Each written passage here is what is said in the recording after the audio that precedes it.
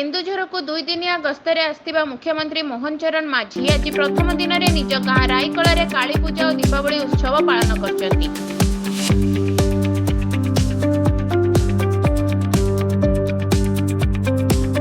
मुख्यमंत्री हेबा परे एहा तांकर प्रथम काली पूजा और दीपावली उत्सव एवं एहाको से निज गाँ रे पालन कले। प्रथमे से निज गाँ मुंड पड़िया रे गोठाणी पूजा जोग देबा परे निज परिवार और आत्मीय संयोजन सहित दीपावली पालन करछंती। मुख्यमंत्री स्वागत पर सजाई होता रायकला गाँ दाण्डे झील बोहू मैंने मुरुज पकाई सहित कलश सजा जाइथिला। मुख्यमंत्री गाँ को आसवा परे आरंभ होइथिला स्वागत संबर्धनार पर्व।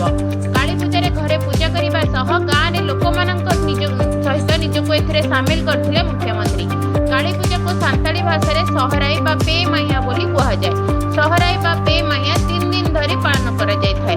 प्रथम दिन को गोटबंका नाम पालन करा जाय। से दिन अंडा पूजा करी साहिर सबु बलद गाय को नहीं अंडा मड़ा जाए। द्वितीय दिन को गोवर्धन पूजा सांताली भाषा ताको खड़ा बंका बोली कहुए। एही दिन कुकुड़ा पूजा करा जाय थाए। तृतीय दिन बुढ़ी वंदना ताको सांताली भाषा गाय खुंटौ बोली कहुए। से दिन बलद गाय मानक वंदापना करा जाय थाए। ताको सांताली भाषा चुमाणा बोली कहुए। एहीपरि 3 दिन सहराई पालन करा जाय। एही अवसर में मुख्यमंत्री मादल बजाई ग्रामवासी सहराई पूजा मनाइथिले।